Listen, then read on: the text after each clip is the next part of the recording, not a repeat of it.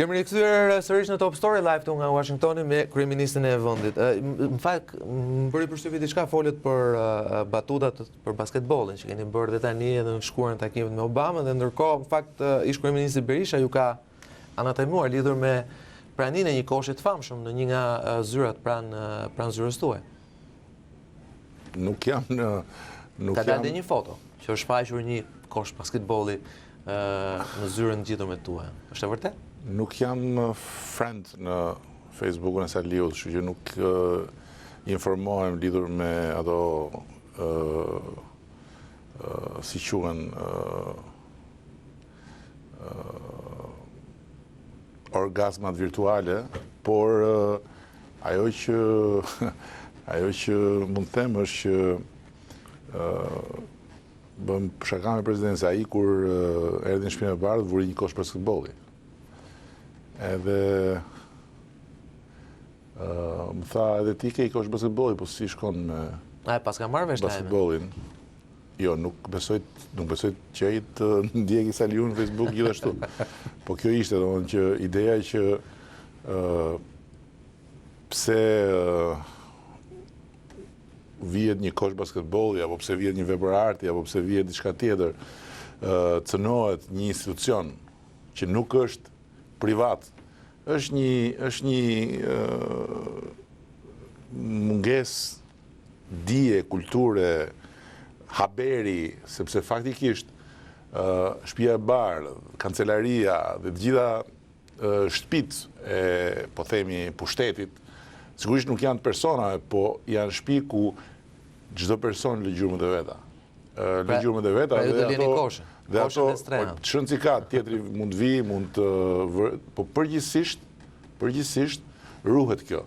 Në Shqipëri ndodhe kundërta. Pse zyra është shtruar me mermer nga kundërshtari, siç ndodhi në Bashkinë e Tiranës, vjen tjetri, i bie me kazën dhe thyen mermerin dhe vë parket falco. Pra, secili ka qasin e vet, po që në këtë rast mos bëna si përshtypje mësuar me këto shpërthime dhe banalitetit.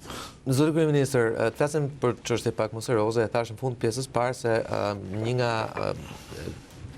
gjërat më kruciale është padyshim reforma në drejtësi, apo jo.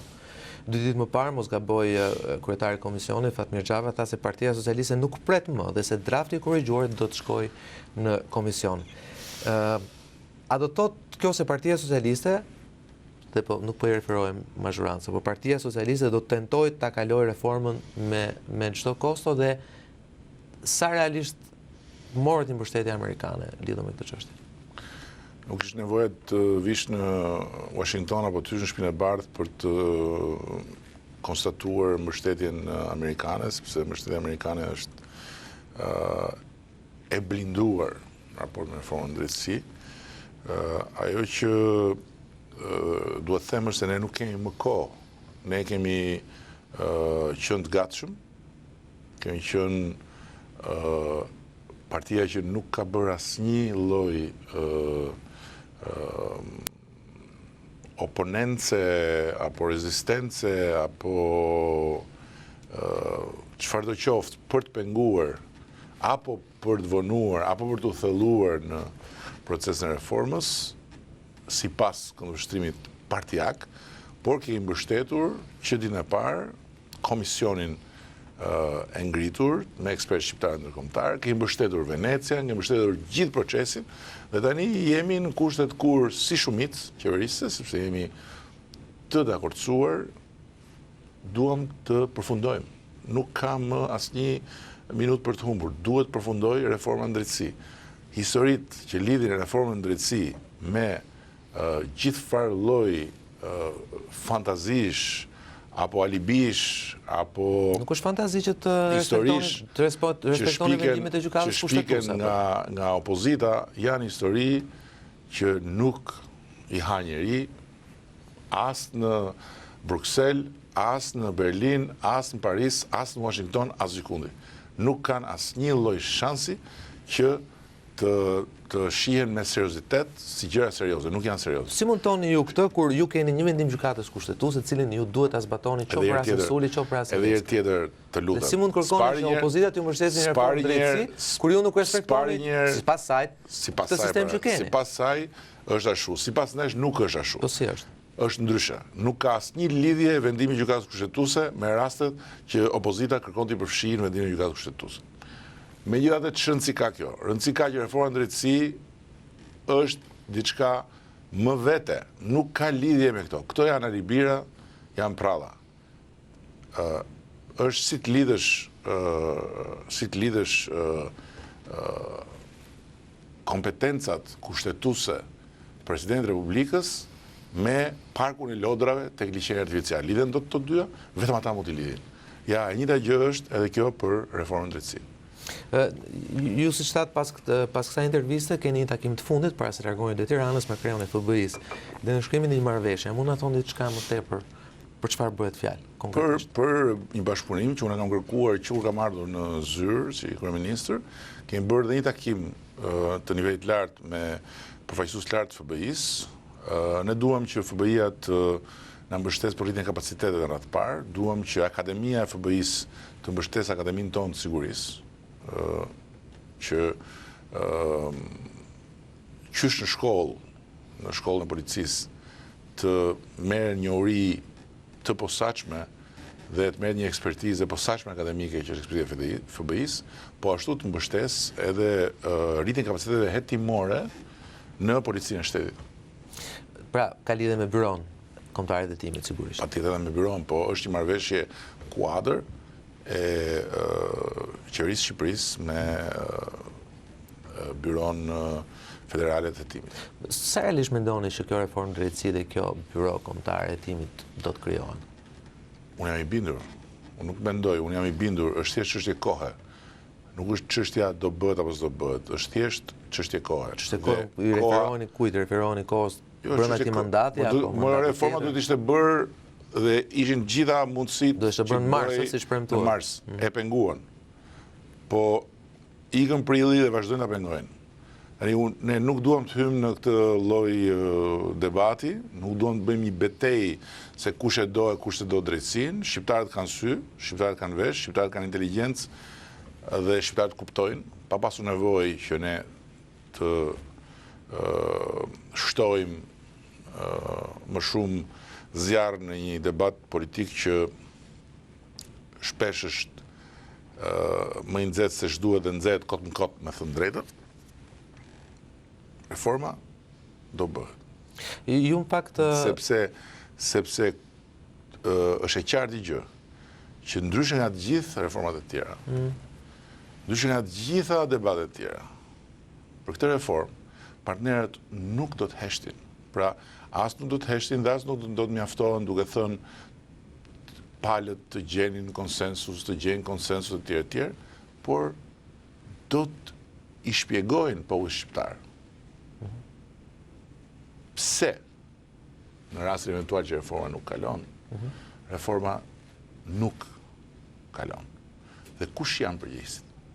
Mendoni që për te i faktit që shqiptarët vet janë i bindur dhe ta përvolojnë në zgjedhjet e ardhshme, cilëndo që guxon që të marrë përsipër pengimin deri në absurd, pra deri në asgjësim të reformës në drejtësi. Zotëri Kryeminist, në fakt, pak ditë më parë pati një sondazh të një kompanie Hidra financuar nga Fondacioni Soros dhe nga Shtetet e Bashkuara. Mos gaboj, ku sigurisht ishte një perceptim shumë pozitiv i njerëzve për sa i përket reformës në drejtësi dhe vullnetit shqiptarëve që kjo reformë të kalojë.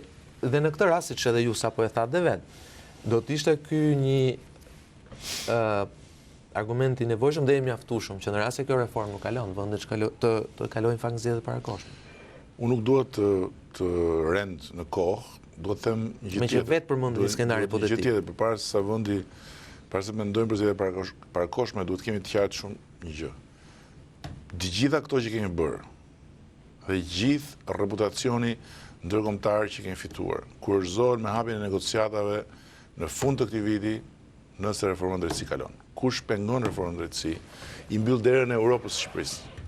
Jam përplas në fytyrë shqiptarëve derën e negociatave që nuk është thjesht kalimi në një proces tjetër, në një kapitull tjetër, por është kalimi në një stat tjetër i vetë vendit në raport me Bashkimin Evropian. Një vend që negocion është një stat tjetër dhe ka një sër përfitimesh të natyrës politike dhe financiare më të rëndësishme. Unë me gjitha të kryeministër kam frikën e një skenari tjetër. Unë mendoj që edhe nëse reforma kalon, nuk do të jetë thelbi i asaj që nisi, por do të jetë diçka hibride, ku njëra palë do fillojë të lëshojë diçka palës tjetër. Për shembull, pati prap një marrëveshje dhe nuk kuptoj pse duhet të ketë një marrëveshje për një gjë që përcakton fakt kushtetuta, që komisionet do të morën ngrihen edhe pa miratimin e shumicës, po ngrihen sepse e kërkon pakica. U fol se u gjet një marrëveshje sepse njëra palë do ngrej një komision për çezin para Airstone, tjetra për çezin pas Airstone. Dhe kjo quhet pjesë e një kompromisi për të shkuar deri në kompromisi për reformën e drejtësisë. Dhe frika, besoj jo vetëm e ime, por një pjesë të mirë e opinionit publik është që do fillojnë të lëshoni njëri tjetrit tre palët politike dhe në fund do dali nga mali, do dali 1000. Që ditën e parë dhe përsëris prapë. Pra sa i qëndroni faktit që duhet të qëndroni thelbi të reformës siç e keni propozuar. Nëse unë do të krijoj bindjen që për shkak se kërkohet vota e palës tjetër, reforma duhet të cënohet në thelbin e vetë, unë do të dalë dhe do të them shqiptarëve që nuk ja vlen ta bëjmë reformën kështu siç kërkojnë ta. Partia Socialiste nuk do të votojë një reformë e cila nuk do të shkaktoj tërmet në sistemin gjyqësor. Dhe sot, kështu siç është drafti, është garanci për tërmet, sepse në draft përcaktohet qartë që të gjithë gjyqtarët e Republikës do të kalojnë një proces vettingu, pra do të kalojnë një skanim të plotë nën monitorim ndërkombëtar, nëse janë të denjë apo jo për të vazhduar të jenë gjyqtarë të Republikës së Shqipërisë. Dhe mund t'ju them edhe kaq.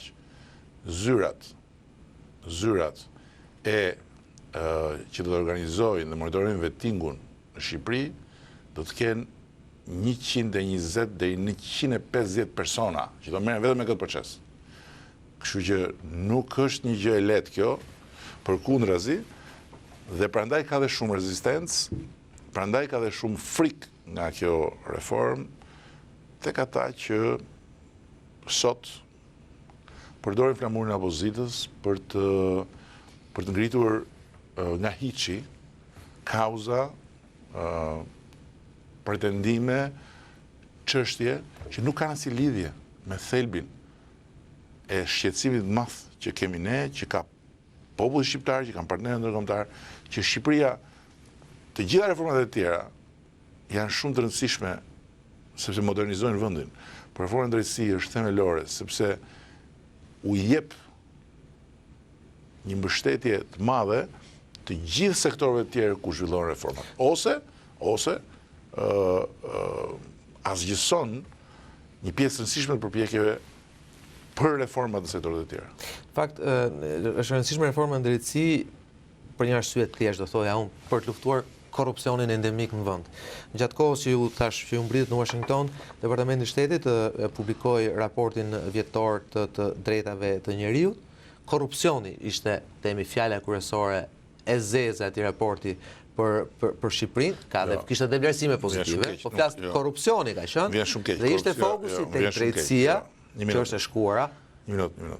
Por edhe të shëndetësia. Një minutë. Korrupsioni është fjalë kyçe në të gjithë raportet që lidhen jo vetëm me rajonin ton, por edhe një pjesë konsiderueshme në mos me të gjitha vendet e reja të Bashkimit Evropian, sepse lidhet me një proces modernizimi. Është komunizmi i ri, që quante foreign policy. Modernizimi dhe demokratizimi që nuk ka përfunduar, por korrupsioni është problem edhe në disa nga vendet e vjetra të Bashkimit Evropian. Kështu që ky është një problem me të cilin ne përballemi.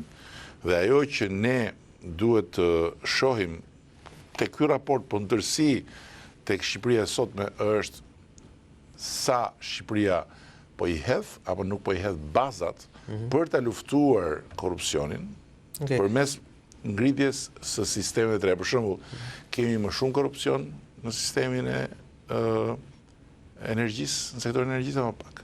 Kemi më shumë korrupsion në sektorin e arsimit apo pak? Shëndetësi. Kemi më shumë korrupsion në sektorin e shëndetësisë apo pak? Dy sektor, kemi në të gjitha këto, në të gjithë sektorët që lidhen me reformat tona, unë ja u them me plot gojën kemi më pak. Por kjo më pak është pak, jo, kjo më pak është shumë. Që do thotë që reformat do t'i japin hap pas hapi rezultatet e tyre. Nëse deri dje për të bërë mësues duhet paguaje 3.000 euro dhe çdo mësues duhet paguante, sot nuk bëhesh dot mësues.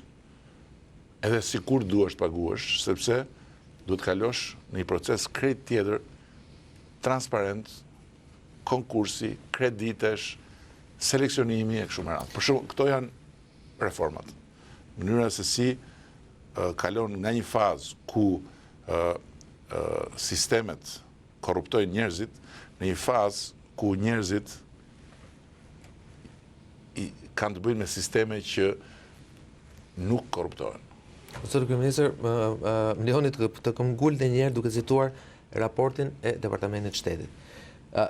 Raport i cili deri diku të dhënave direkte dhe indirekte vinte në një farë mënyre dhe ndyshim seriozitetin që ka qeveria për të luftuar korrupsionin brenda saj. Ju thash, dy sektor veçoheshin nga të tjerë. Jo, po i referohem raportin, ju lutem bleni ta përfundoj. I referoheshte drejtësisë dhe shëndetësisë. Është kollaj thosh drejtësia, pra po siç e thot Dash është dhe shëndetësia është përgjegjësia e qeverisë tuaj. Dhe thotë se autoritetet, pra në raport thuhet se autoritetet morën disa masa për ndëshkimin e zyrtarëve të nivelit ulët. Ndërkohë që për nivelin e lartë kuptohet që u ndërprer nga prokuroria. Po çfarë lidhje ka qeveria këtu përmes? Një fakt tjetër, portali antikorrupsion i reklamuar me bujë dhe pompozitet nga ju, ka pasur reagim të mirë nga njerëzit. Sipas Departamentit të Shtetit deri në shtator 2015 keni pasur 8749 denoncime, por vetëm 52 prej tyre morën rrugën drejt organeve të drejtësisë. Pra, që të çonin organet e drejtësisë pak është detyra juaj apo jo? Jo. Këtu është tu vjet në vlerësim apo pikpyetje serioziteti i qeverisë për të luftuar korrupsionin brenda saj. Ti lexojmë gjëra tamam. Morën rrugën në sistemin e drejtësisë do thotë kaluan në proces ndëshkimi. Sepse ne të gjitha ato që lidhen me drejtësinë ja kemi çuar drejtësisë, nuk janë 52, janë shumë më tepër. Pra, edhe herë, nuk jam unë që mund ta them dhe askush nuk ta thoshte dot që në 2 vjet e gjysmë qeverisje një vend i rrënuar dhe i korruptuar si Shqipëria do të bëjë një vend ku korrupsioni nuk do të ishte problem. Do duhet një magji, unë si jam magjistar, s'kem premtuar asnjë magji. Ajo që ne kemi premtuar është të rilindim vendin. Dhe ne po e rilindim vendin. Por ky është një proces i cili kërkon reforma, dhe reformat kërkojnë masa, dhe zbatimi i masave kërkon kohë, dhe sigurisht rezultatet nga zbatimi i masave duan kohën e tyre. Fakti është shumë i thjeshtë. Ka njerëz që thonë që Shqipëria 2 vjet e gjysmë parë ishte më e punësuar, më e pa korruptuar, më këtej e më andej. Okej. Shifrat flasin ndryshe. Ekonomia sot është në rritje. Sot Shqipëria është një vend ku ka shumë më tepër rend ligjor në rrugë dhe në ekonomi. Sfidat janë aty, nuk kanë mbaruar, përkundrazi. Njerëzit do të gjykojnë jo vetëm mbi çfarë themi ne, as mbi shifrat që japim ne, por mbi atë që ata ndjejnë dhe ata kuptojnë. Unë jam i bindur që gjykimi i njerëzve do të jetë pozitiv, sepse njerëzit nuk kanë as raporte, as fjalime, as statistika, as shifra, por tresin përmes gjithë aparatit gjykimit të tyre, të gjitha këto së bashku, dhe në fund japin vendimin e tyre. Të rikthehemi në fund të kësaj pjese të dytë dhe një herë sa që ju thatë pak më herët, Ju thatë që nëse do të preket thelbi i projektit të reformës drejtësi, Partia Socialiste nuk do ta votojë këtë. Çfarë ndodh më pas? Po nuk duhet hy në çfarë ndodh më pas, sepse kjo është një hipotezë dhe unë nuk flas me nëse. Unë mendoj që reforma do kaloj. Unë jam i bindur që reforma do kaloj. Nuk e diskutoj fare. Zoti kryeministër folët edhe për folët që me zotin Obama dhe me zotin Biden diskutuat edhe tezën tuaj të re të shpallur pak ditë më parë për futjen e dijeve fetare në sistemin arsimor. Natyrisht një ide që ka as për në vlerësime, por edhe në kundërshtim. Nëse keni mundësi na elaboroni pak më shumë, pra bëhet fjalë për temi edukat fetare apo bëhet fjalë për mësime fetare? Kundërshtit janë po, faleminderit për pyetjen se është e rëndësishme. Kundërshtit që nuk vijnë nga ligësia, vijnë nga mos kuptimi, keq kuptimi. Pra, ka i pjesë që janë kundërshtit që s'ke qa pret, domethënë, po ka i pjesë që nuk e kanë kuptuar thelbin. Nuk bëhet fjalë për të futur fen në shkollë. Kjo nuk bëhet fjalë.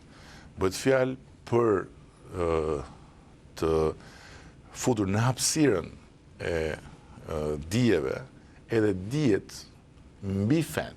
Pra jo praktikën fetare. Nuk ka lidhje kjo as me priftrint, as me hoxhallarët, as me imamët, as me kardinalët. Kjo ka lidhje me shkollën laike në një kohë kur përballim me një sfidë shumë të madhe. Sfida që na vjen si rezultat i ekstremizmit islamik nga njëra anë, që flet në emër të Kuranit dhe është shkelsi më brutal i librit të shenjtë, dhe nga Donald Trumpët e vendeve e shoqërive demokratike që janë dy anë të njëjtës medalje, e cila zmadhohet. Pra ju po barazoni ISIS me Donald Trump? Zmadhohet, janë dy anë të njëjtës medalje, thash. Po i barazoni. Po tash mirë, dakord. Do të thush po barazoj, nuk po barazoj asgjë. Ju thot janë anë të njëjtës medalje. Janë pra dy ISIS barabartë Donald Trump. Edhe herë, dy anë të njëjtës medalje nuk janë të barabarta. Medalja është kjo. Po lutem pra. Dhe ka të njëjtën sipërfaqe dhe kjo dhe sipërfaqja tjetër. Të flas për çfarë mendoj unë. Pra, është një medalje e cila në një pjesë madhe vet e merr shkëlqimin nga ignoranca, nga padia. Shumë e thjeshtë. Çfarë thot Donald Trumpi dhe Trumpët e tjerë? Muslimanët janë problemi. Pse marrin vota këta njerëz? Pse pas një ataku pas një sulmi terrorist votat e këtyre rriten? Pse në kushtet pasigurisë që vjen nga terrorizmi këta fuqizohen? Sepse njerëzit që i ndjekin janë të paditur. Dhe bëj një lidhje të drejt për drejt midis faktit që ishin ata që bën aktin terrorist ishin musliman dhe fesë muslimane. Pse janë të paditur? Sepse në jetën tonë, në liri dhe në demokraci, dim për fen vetëm nëse interesohemi drejt për drejt. Po nuk dim për fen nëse si jemi të interesuar drejt për drejt. Ama kjo na lë të parmatosur përballë kësaj propagande dhe këtij ekstremizmi. Dhe kjo nuk është një gjë e re. Unë kam folur për këtë në Kombët e Bashkuara. Ne kemi filluar të diskutojmë për këtë me administratorët e përgjithshme të Kombëve të Bashkuara. Ne kemi diskutuar për këtë me observatorin laicitetit në Paris, me institucionet tjera, dhe ju siguroj që ky është një trend që do të shkojë duke u bërë gjithmonë më i fortë në të gjitha vendet, sepse është shumë e rëndësishme që fëmijë të mësohen të respektojnë besimin e tjetrit, dhe kjo ka të bëjë me tolerancën dhe me kulturën e dialogut në shoqëri të hapura. Nuk ka të bëjë me fen dhe me besimin. Njerëzit besojnë se besojnë, këtë nuk ua thot shkolla, nuk mund t'ua mësoj shkolla dhe nuk mund kurse si ta bëj shkolla ndërmjetësimin midis njeriut edhe Zotit që njeriu zgjedh. Për shembull, ju do të mësoni njerëzve cili është versioni zyrtar i Kuranit. Jo cili është versioni zyrtar i Kuranit sukol, po nocionet bazë mbi kush janë muslimanët, kush janë krishterët, kush janë ebrejt, kush janë budistët, e ku diun me radhë, se po spekuloj sepse kjo është çështje ekspertësh. Dhe është një çështje që do të kërkoj kohë, do të kërkoj pilotim, do të kërkoj goxha punë paraprake dhe do të kërkoj goxha analiza për të kthyer në një program të mirëfillt në shkollë. Pra do të kërkoj vite, por ne duhet të fillojmë.